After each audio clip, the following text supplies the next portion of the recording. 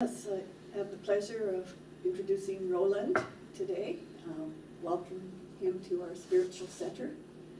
And Roland is speaking on Aikido, and I know there is a lot of interest among us in regards to that. So please tell us what you're about to tell us. All right. Wonderful. Thank you. Well, first I want to thank Joy for her words.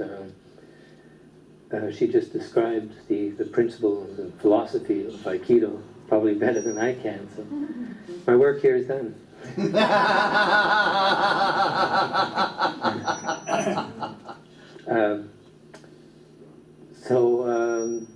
I got to tell you, I'm not used to public speaking, so I was very nervous before I came here, but you seem like a pretty mellow crowd. I don't think you'll throw anything at me if I stammer or stutter. And my sister said to me, just imagine them all in gis and think that they're your students. And that put me at ease. So and maybe someday I'll see you guys in a dojo coming soon to a location near you.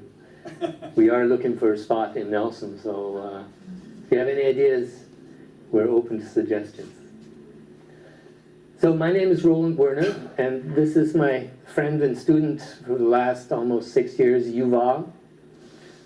And his whole family does Aikido with us in Slocan. He's got 4 little kids and a wife, and they all visit the dojo and train, especially his older daughter who trains 4 times a week. She's very dedicated. How old is she, 13? She's 13 and is doing the adults class now. And I really appreciate their dedication to the art. So I started Aikido here in Nelson about 24 years ago. I had done martial arts for several years in the past, in my youth, and I was looking for something. And I loved the martial arts, but I didn't like the competitive nature of martial arts. So there was 20 years where I didn't train. And then one day I heard about Aikido. I was working for, and some of you might know, Jimmy Sawada. Oh, yeah. I was working for Jimmy Sawada. We were renovating Cowans.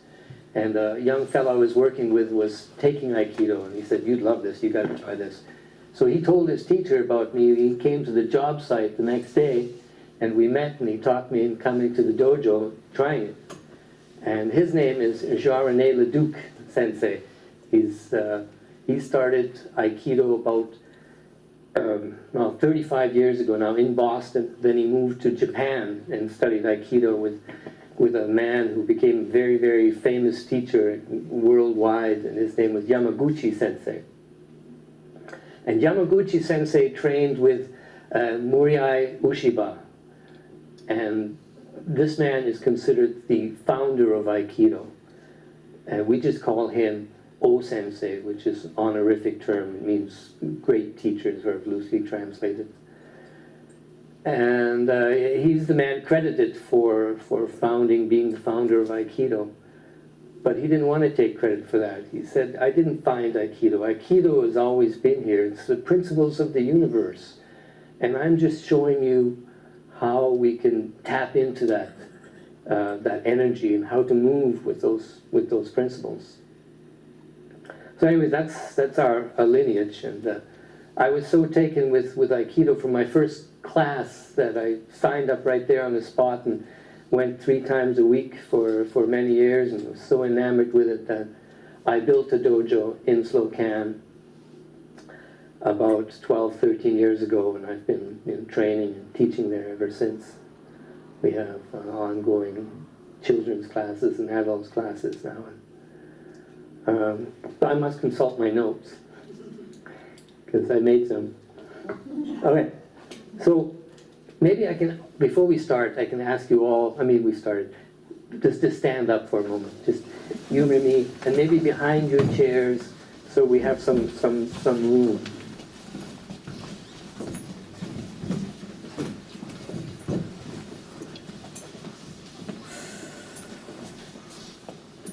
So we already did a little breathing exercise with Joy, and I just want to continue with that for for a little bit.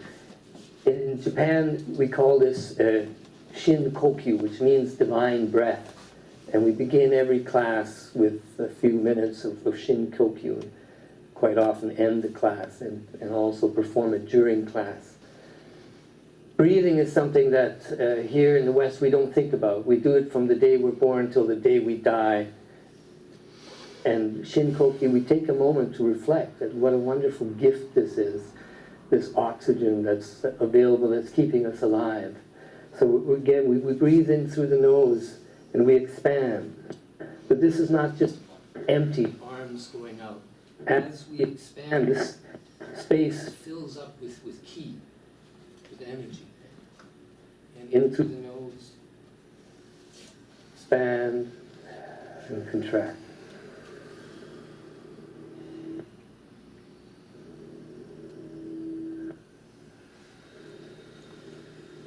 And feel the space filling up.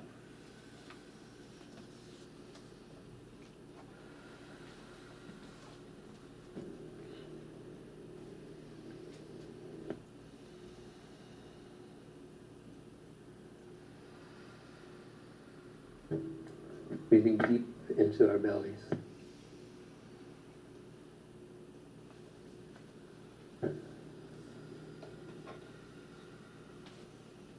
Once more, all the way up.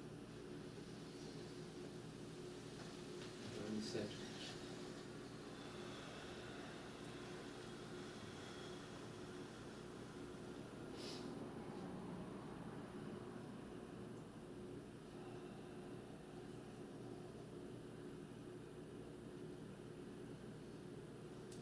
Continue with that feeling of expansion and contraction without the hands this time.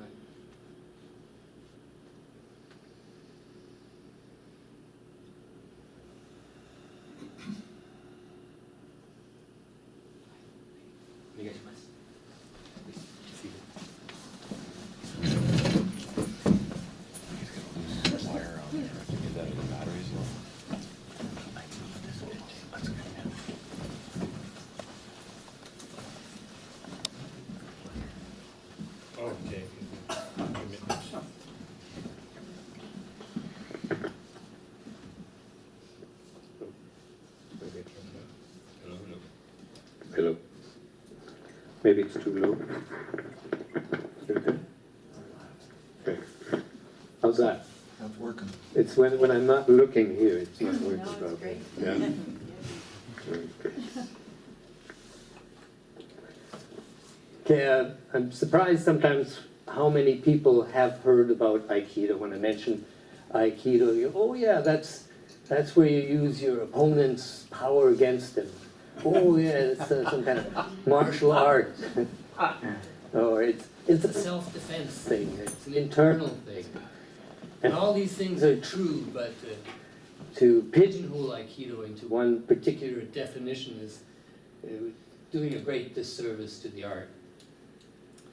So especially the point about using their power against them, which is not wrong, but it's not the way we like to look at it, because it implies a duality, him against me, them against us.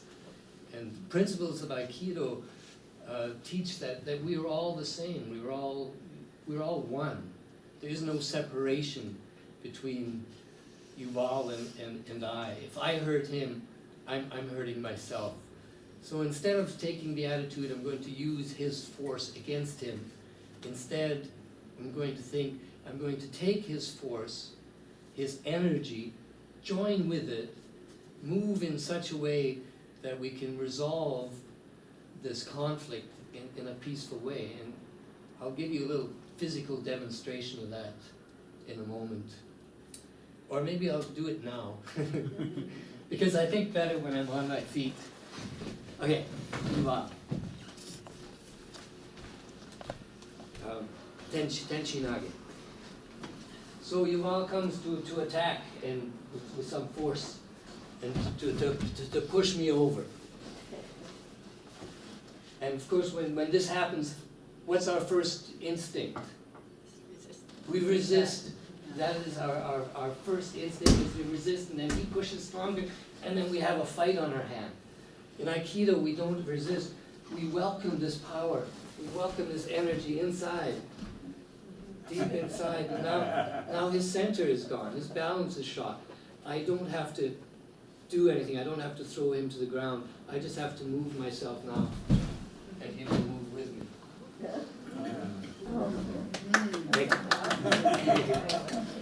So, I'm not using his power against him. We are joining, we are using this power together.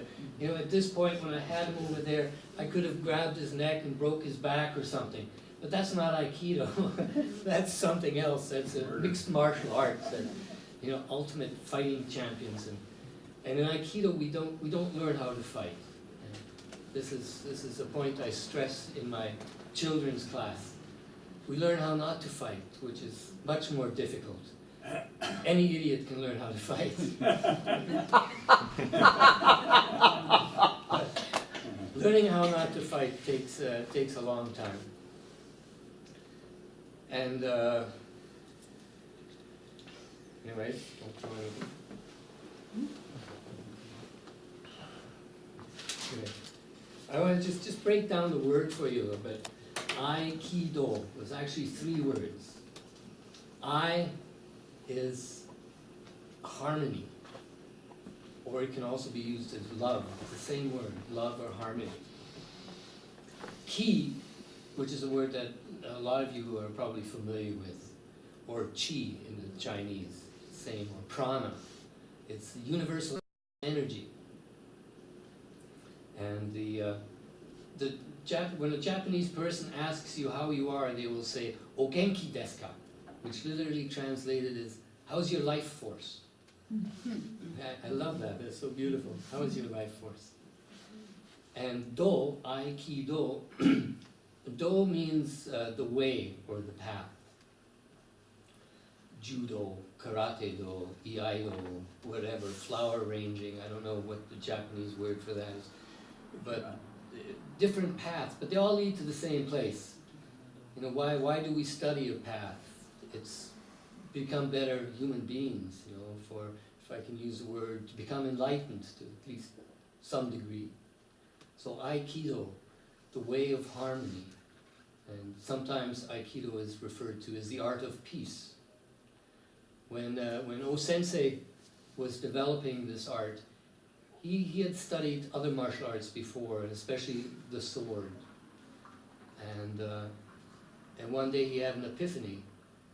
He described it as a spirit coming down to him, and it was surrounded by golden light that told him that there was a better way, that we didn't have to defeat our enemies, that victory by defeating our enemies is no real victory. We have to defeat the enemy within.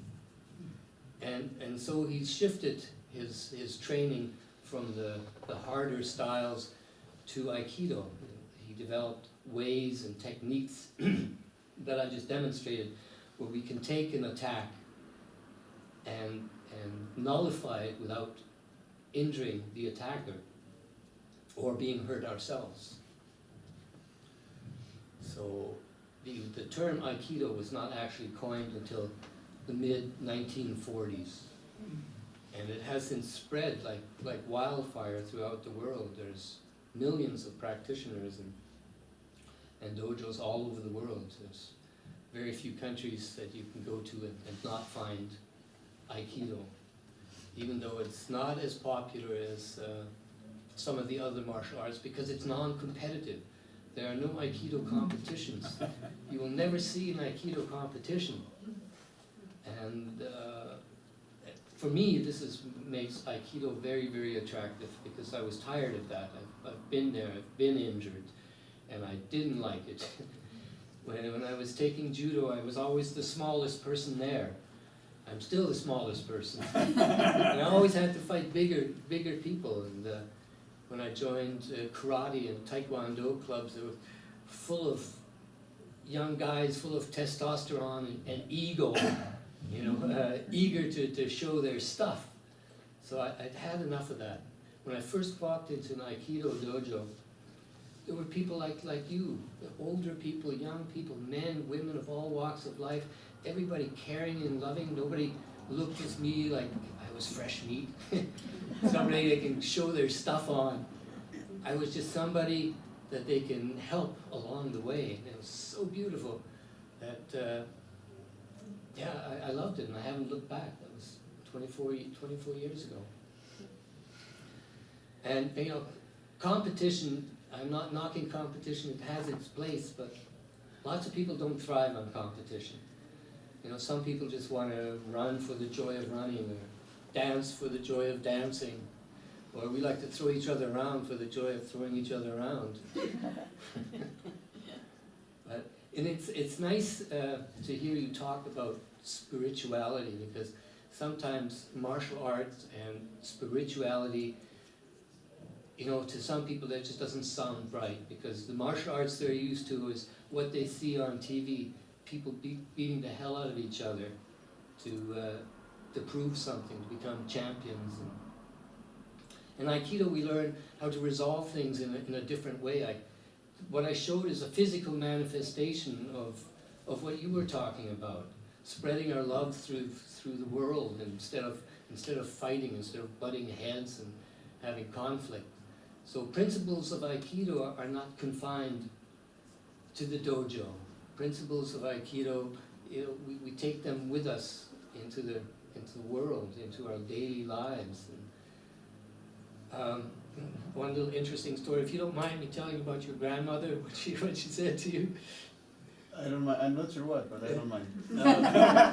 His grandmother once said to Yuval, she knows that he studies Aikido, Oh, yeah. so when will you be done learning Aikido? And Yuval was momentarily taken aback and didn't know what to say, but she didn't have an understanding of what Aikido is about. But it's something we're never done. It's a lifelong path. Once we embark, you know, there's no limits. We just carry on, and Aikido changes, and our bodies change. But it doesn't matter how old we are or how frail or decrepit. We can train in Aikido. There are principles that apply. We don't have to be young and fit and throw each other around all over the dojo. There are different ways of training. And over the years I've had many injuries, and I've had to adapt my training. And like you, with your wrist, I've always taken these injuries as an opportunity to learn to move in a different way. So this would be very good for you.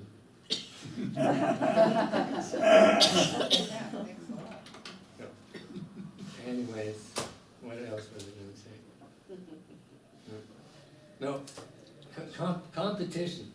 I just wanted to relate a little story about my father, who was a tremendous table tennis player, and we played for hours when I was a kid. And these are my fondest memories of my dad. We didn't play games to win, because there was no way I could have beat him anyways. We just spent hours lobbying that ball back and forth over the net and getting creative. And I never felt fear of losing, because it didn't matter. And this is how we train in the dojo. There is no competitions. There's no fear of winning. No hope of winning. We're all winners. In the end, we all come out feeling good. So when we come into the dojo, any dojo, we take our shoes, we leave them outside with our egos, because there's no room for the ego in the dojo. As soon as the ego takes over, I mean, this is easy to say, of course, but it's much difficult to do. But as soon as we bring Aikido, the ego into Aikido, we end up struggling and trying to defeat our partner. And Aikido doesn't work that way. As I said, once competition is involved, it becomes something else. So Aikido moves with the principles of the universe, spirals, expansion, contraction. That's all the muscles do. They expand and they contract, nothing else. The heart expands and contracts. Aikido techniques expands and contracts. We move in spirals. Again, if I could demonstrate with my sidekick.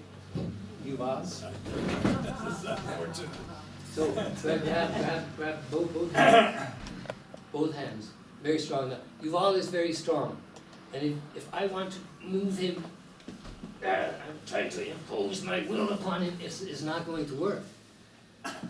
So we employ the principles of spirals, and we move in a spiral.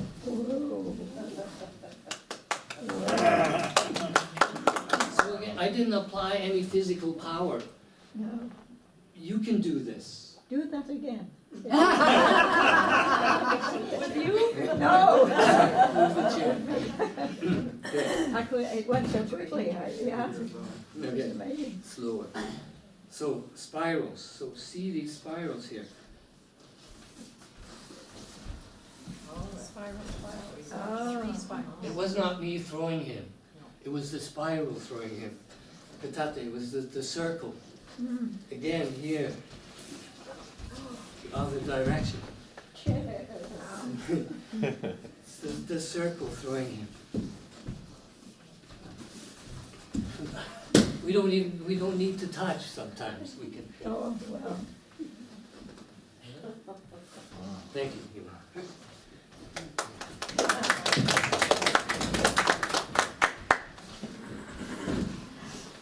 Relaxation is the key.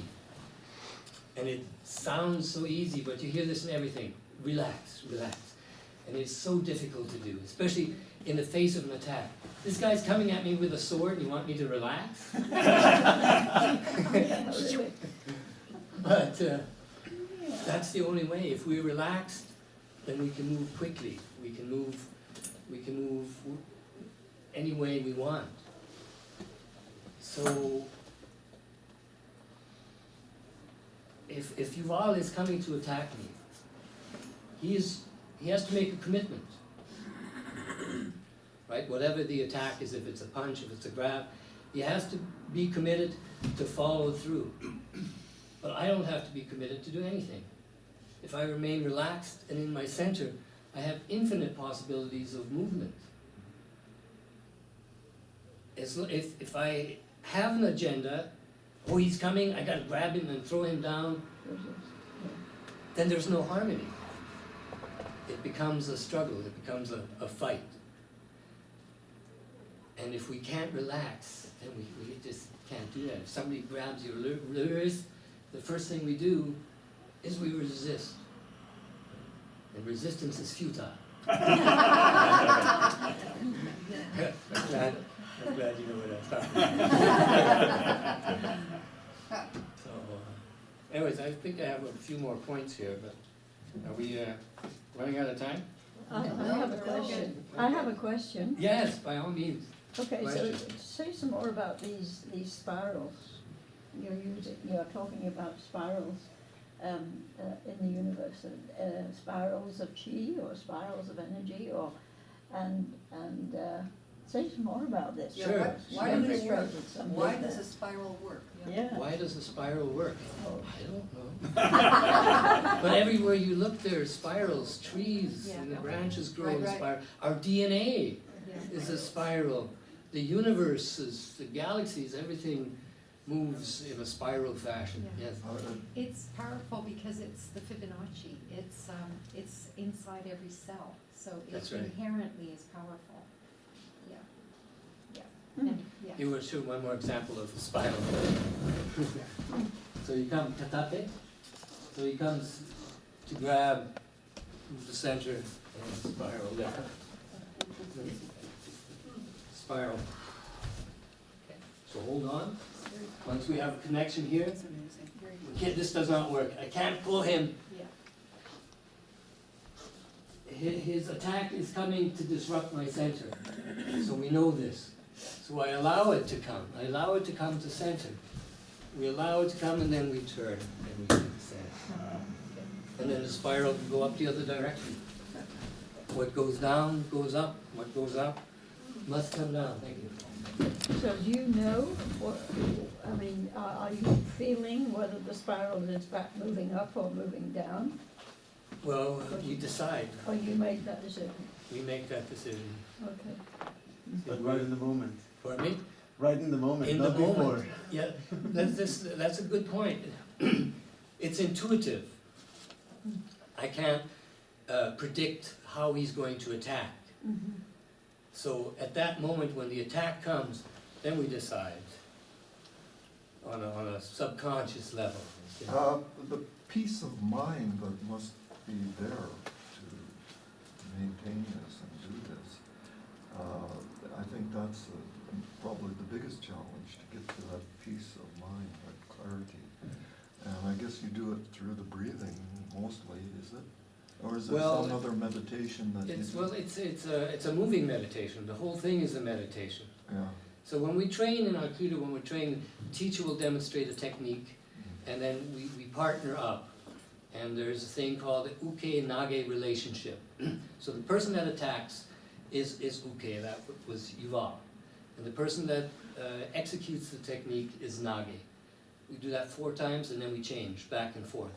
Back and forth, left, right, left, right. So this is the way a regular class would look. The teacher makes a demonstration of the technique, and then students train.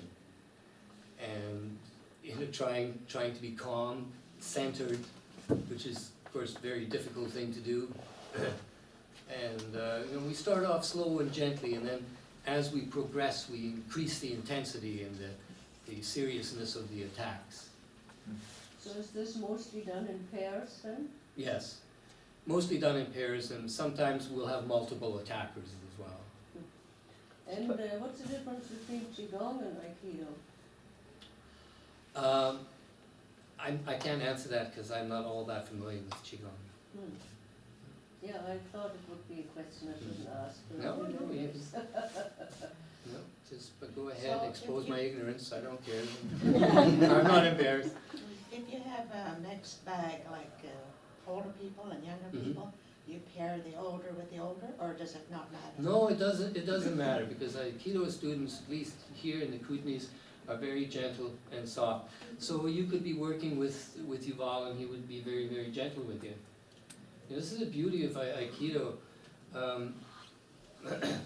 Little children can work with big people. Old people can work with young people. I love to watch Yuval work with his daughter. She's 13 and she weighs 80 pounds, but she's throwing him around like you know, and You're not really going, you're not letting her do that? Less and less. Okay. he's challenging her more and more. Yeah, And Aikido sometimes is criticized by people who don't understand what they're seeing. They'll say, well, this is choreographed. He's throwing himself for no reason. But they don't see the energy behind it. If we don't throw ourselves, sometimes we'll walk into a brick wall. So it's better to throw yourself than to walk into a brick wall. It would be interesting if they taught that in schools. I think that would be Yes. great. Oh, yes. Yes, it would be extremely beneficial. And I have taught around here at various schools certain programs, and I would like to see that in the school system. And how did that work out? It worked out great, yeah. And what do you call the center, your dojo? Dojo. Do, as I explained before, means the path, and jo is simply a place where you practice the path. And this is your place in Spokane Park, this is, Not in Spokane Park, in Spokane. Spokane. Yeah. and do you rent it out for other things, or is it strictly? No, we do rent it out for various other things. Right now we have yoga going on there and judo. Yeah, I was wondering if there was any Tai Chi going on. No Tai Chi yet, but we're open to that. Yeah, you wanna teach some Tai Chi? Well, I do Tai Chi, Yeah. but, Yeah. no, I don't think I'm gonna drive to Spokane City. Yes. So what's it, Do you need to build a dojo here, or could you use something like the moving center until you had one? We could, yeah, no, we're not going to build the dojo because we Yeah. don't have any money. Yeah, But anything, any so space maybe that's the, big enough maybe to the be moving seen. center, because I think that a lot of people in Nelson would come. Yes. Yeah. I don't have time to come to Spokane City, but I would go in Right. Nelson for sure, Yeah, right. and there is the moving center, so. Mhm. And Well, maybe before I leave, I can take your email address and you'll be contacted once we find a space. Is this place big enough? This place is plenty big enough, yes. What's the Space is difference fine. between Tai Chi and Aikido? There's so Well, many various Yeah, Tai Chi things. is something that you do alone most of the Yeah, time right. and slow. That's right. Aikido is very dynamic, you know, we take real attacks and we move with them and, you know, send the energy out some other direction. Well, it sounds quite a bit like martial art too, Yeah, except it's in a more peaceful Yes. way, or? it's, you know, the philosophy is, but don't mistake these gentle, soft movements as being benign. They can be extremely effective and powerful, as Yuval will attest to. Just walk into a few brick walls. I'd Well, like I to hear, don't know what he is. I'd like to hear your couple more points you got Oh, down yeah, there. yeah, yeah. Oh, okay, I wanted to sort of preempt a question that I know is gonna come up. And that's about self-defense. You know, whenever we do a demonstration afterwards, there's always somebody who says, well, is it useful for self-defense? And then my question is, you know, what comes to mind when you think self-defense? You know, some seedy character coming out of a dark alley to take your wallet. You know, some attacker, right? This is what most people think of when they think of self-defense. And how often does that happen? You know, especially around here. It's pretty rare, right? So, we are our own worst enemies. I mean, most of your injuries are caused by what? They're self-inflicted, are they not? At least that's true with me. So one of the things we learn Aikido is how to fall properly. Now I'm going to ask Yuval to demonstrate. Will you do a roll for us, Yuval? A couple of rolls on this nice hard floor? Right here? Right there. Oh, That? wow. Okay, now do back roll. Oh, back roll.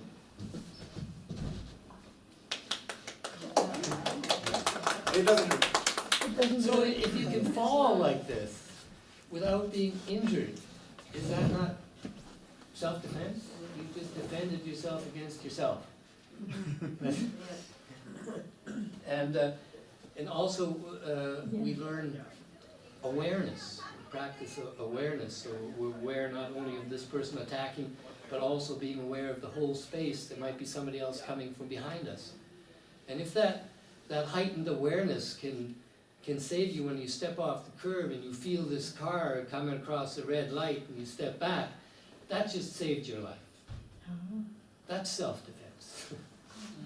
Yeah. I just wanted to say, you reminded me of an incident. I was driving on a freeway, and this barrel fell off of a truck. And I have a concrete wall here, and this barrel is rolling in front of me. But I had had an accident a few years earlier, and I knew if I got injured that I wouldn't feel any pain until afterwards. So with that knowledge, it's like, well, just relax. You're not gonna feel anything, and you're gonna be in better shape very quickly, obviously, I was thinking these things. And I was able to, the moving cars and the concrete wall, and I was able to avoid, I was totally relaxed and able to avoid that barrel. And if you would have been tight like this on the wheel, I would have hit it. you I would have hit it. Yeah. Yeah, but it was like, oh, I'm not gonna feel any pain anyway, so just relax and deal with this. And, but it was sort of semi-conscious, you know, I'm just remembering that. I knew that, you know, if you're seriously injured, your circuit breakers goes off, you don't feel anything for a Right. while. These sparrows are Yeah. So, anyway, so that was, I'm thinking, well, yeah, duh, if you do that in consciousness, you know, that you just relax and you deal with what happens in the moment, whatever it is. And again, self-defense. Yeah. You know, but right, if I had done this, Yeah. yeah. I had a friend who was doing Aikido many years ago. I'm a psychologist. I was working with a lot of young people, And they were telling me about, what can I do with my father when he comes at me like this, that, the other. I used to talk to him about Aikido of social relationships, even though I had never done it Is myself. it here in Nelson? No, well, I've done it in Nelson. I worked in Cascar actually, and I would do this with, especially with teenagers, you know, and I would try to relay what I understood of the principles of Aikido that you could use as in a social kind of way, rather than fighting with your father and resisting him. That you could imagine. I don't know that I explained it very well because I haven't done it, but I would talk to them about that, and I think it gave them a different view of getting along with their. I want to relate a little story that I read by a man called John Stevens, I think his name was. He was an American who went to Japan in the early days and to study, and he just got his black belt, and he was, you know, really strong. And one day he was on the train, and a drunk came on board, and he was very obnoxious and bothering people, and he thought, oh, this is an opportunity to practice my Aikido. And he watched the drunk coming down the aisle and was readying himself to show off. And all of a sudden, an arm reached out and grabbed this drunk and pulled him down. And it was a little old man that sat in front of him. And the old man said to him, "Why are you so angry?" Just diffused the drunk immediately. And this man started telling him his story. He just got fired from his job, his wife left, and he was crying on his old man's shoulder. And then John said, "Dad," and I realized that, you know, what I knew was nothing. That was the best, Yes. the best example of Aikido I've ever seen. Yeah. Whereas Aikido mostly physical then, it's not. Well, no, it's just what we see as a physical manifestation. You know, it's mind, body, spirit. It's all these things. Mind has to be sharp, of course, to be relaxed in the face of an attack, and our hearts have to be pure and open. Our teacher's teacher from Japan was here a few years ago, Takeda Sensei, and we were doing this technique that I just showed you earlier. Tenshinage means heaven and earth. And he was demonstrating. He says, no, open more, open bigger. He says, open your chest, open your heart. He said, I thought, wow, this is amazing to hear that in a martial art, you know, to open your heart. The image I get with that is like a bellow, you know, like a blacksmith's bellow, or a fire bellow. And you expand, you expand, contract, and you have all this air going in, and you have this energy going, and this fire going, and it's like a bellow. So you can feel that in your body. That's kind of the image I got. Yes. I want to mention that Victor Schulberger used Aikido to move water, and well, it's the same principle, right? But he used little subtle notches inside of pipes to get the water to flow in that natural ratio that's already a field that's set out. So Victor Schulberger came up with this egg torus, which is similar to the way that birds fly in a flock, and the way that the weather storms work in a tornado, and the way that the energy moves in systems like a universe. But this thing that you're mentioning with the spirals definitely reminds me of Victor Schulberger and his levitation devices. Well, that's interesting because I have a water cleaning system, according to Schomburger. And it's a tube that's put into coming into the house pipe. Yes. And the water in there swirls around like that. And it swirls up, it has to be swirling up. And it goes down and up. And so Victor Schulberger used this to move water at large frequency. They were trying to put water through these square boxes and pipes. It wasn't flowing very fast. So when Victor Schulberger added these little notches, it was like that Aikido, the way that you're doing, the little subtle movements that got the water to flow extremely efficiently. Well, it's not that. That was not my concern, but it changes the chemical makeup. It gets rid of pathogens as well as what it does. Again, the power of the spiral. You know, a hurricane is a spiral, but in the center, it's calm. So You know, this is how we move. We move in spirals, but we are in the center and we're calm. I just want to say, yeah, it's like you're tapping into actually already existing natural forces that are there. And it's beautiful to see it played out physically, but I'm also feeling and realizing that it's really on every level. So, you know, I imagine that if a person practices it a lot, that it helps your mental and emotional and all those levels be able to deal with what comes at. In one day, a lot comes at a person from, you know, any kind of news, any kind of situation. So without even moving, I imagine that you're using this as a way of just going through life too. Yes, and Yeah. you know, earlier I said it's not something that we just practice in the dojo. Yeah. If we can remain calm in the face of somebody attacking us with a sword, we can remain calm in the face of somebody attacking us verbally or emotionally, and you know, we've achieved something. Yeah. Are you aware of connecting with a higher power or a great spirit when this happens? Well, if that higher power is the universal energy, then yes. You know, I'm loath to refer it as some kind of entity. It's for me, it's just tapping into the universal energy. Takeda Sensei always says when he's here, don't do Aikido. Don't do it. Meaning, if we want to do it, we have some sort of preconceived idea, some notion of doing something to somebody. Don't do it. Let it happen, because it's happening. Give up. So katate. So this technique is called shihonage. Okay, hold on. So this is doing. Don't do Aikido, he says. The attack is coming, so let it happen. Let it move. It wants to move. It wants to go up. It wants to go down.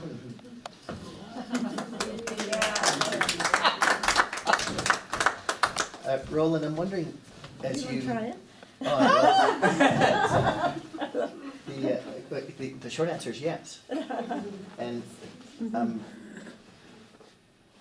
I'm not sure if I'm noticing, but I think I'm noticing. As you walk through life in an Aikido way, do you find, like the old man on the train, the drunk and the old man, that perceived attackers end up becoming very thankful for the interaction with more of a dance than a cataclysmic stopping of them? Not sure I understand your question. I know what you're saying, but... Well, I notice sometimes in some of the martial arts or in boxing, all you do is bop somebody in the head, and you can tell what that's going to do for them. Yeah. Gonna make him angry. Something's up. I want to hit you back. Exactly. Exactly. But there's something about, and I've only experienced one person well practiced in Aikido, you two would be the second and third, but there was something about the interaction that always left me feeling supported somehow, no matter what happened. There were no knocks to the head, no legs being swept out from underneath you, no verbal jabs, so no matter how physical the situation, rather there was some way in which a person, and when I would watch, like even on the street, somebody be very jarring, the interaction left the person who was attempting to be jarring feel somehow lighter or appreciated or something in that way. I'm trying to think of ways of walking out of the dojo and the way that your practice makes its way onto Baker Street. And I'm just imagining that as you walk down Baker Street, it starts to ripple out that there's fewer people who would yell at each other. Or if instead of honking the horn, there'd be a sort of a toot toot and a wave. I'm not sure if you notice that or not, but you have this sense of the way Aikido emanates out from the practitioner. I don't think Aikido is something you have to go to a dojo to practice, I guess. Well, I don't know. I mean, to practice these physical manifestations, I don't know where you practice that. You know, you need something soft to fall on, of course. But you know, it's true what you're saying. When you leave the dojo and you leave with that sense of calmness and centeredness, that radiates. You know, people can feel that coming off you. You feel different. You walk differently. So if we still have a few more minutes, I'd like to say something about Aikido and children and benefits thereof. So obviously the physical benefits are obvious, right? We don't need to go there. But the things they learn that to me are more important than techniques on how to throw each other is the respect they gain for each other, you know, working together in the dojo, because we work in partners, the children as well. The respect for the space that they're training in, the respect for the teacher. It's quite amazing. I've seen kids come in the dojo that were real bullies, and when they first started, they would go out of their way to knock other kids down. And after a couple of years in the dojo, they would pick the kids up. You know, it's amazing the transformation I've seen.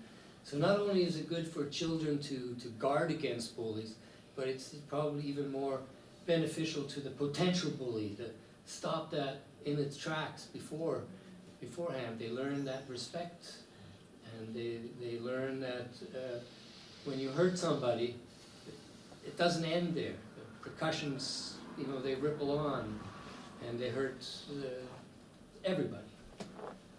So, and if nothing else, if a child takes Aikido and learns nothing whatsoever, the hour and a half spent, or the 3 hours or whatever spent in the dojo, is that much time not spent on a computer screen. So right there is huge benefit.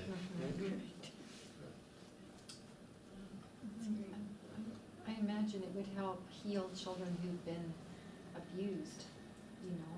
I'm just thinking, your daughter's 13 and I have a new foster who's 13 who's been beaten up a few times by family.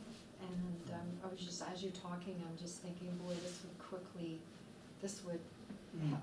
Like, there's really no help for anybody who's been hurt in this town, really. Yeah. And I'm trying to think of what can get her confidence back, you know. And it sounds like it might do it. I think so. Yeah. You know, one other thing in Aikido, as I mentioned earlier, somebody is attacking us with a sword or a stick. To remain calm in the face of that attack, we have to let go of fear. And this is a big thing in Aikido, is letting go of fear. We do an exercise where the child comes in and I have a wooden sword and I go to cut them and they have to enter and then disappear. And in the beginning, this is very hard. They cringe up and their eyes go like this and they block and they duck, you know, they're very fearful. But after a while, when they realize that they're safe, that I'm not going to bonk them on the head, they come straight into the center and disappear safely. And they love it. You know, they love this game, or this exercise. It's a game, it's an exercise, it's both. Yeah, I would highly recommend that for your class. I'm passing the Course in Miracle cards, and we can continue to discuss and we'll read our cards. Okay. I found it still very physical, though, not as much spiritual and mental. Like if somebody comes down the aisle from me in the train, I would concentrate on love on him and not wanting to fight him. Yes. That's what the old man did. That's true. That old man knew Aikido. He realized his mistake. Oh, the old man that lovingly pulled him down and said, "Hey, why are you so angry?" That was the person who knew Aikido. Yes. Truly, the spirit of it. Is that the spirit of Aikido? Well, just the peace, the peacefulness, like in to stop that energy. That guy that was angry was like it was actually a call for love, and the old man recognized that. That's right. So the old man recognized that as a call for love. Right. And that was the true spirit. Right. of the Aikido, I Then think. why make it physical? I'm Doesn't have going to be. be with the physical stuff. The connection, Huh? the connection is we are physical. That's right. You know, and the spirit is connected to the body, and the spirit is connected to the universe, so it is physical, you know. And to separate the two, I think, is a mistake. I think you have to keep the two in, you know, like in tone, physical, spiritual. You're incarnate. The two are connected. You're a physical being, and then this is the world of action. And when you practice Aikido, it affects you spiritually. We That can't same- separate. We can't separate No, the no, physical no. from the spiritual, from the mental. It's all one. It's the Holy Trinity. Cannot be separated. I love it, I just thought it makes a lot of sense. Thank you so much. That Thanks so much. was most wonderful. Yeah, thank you.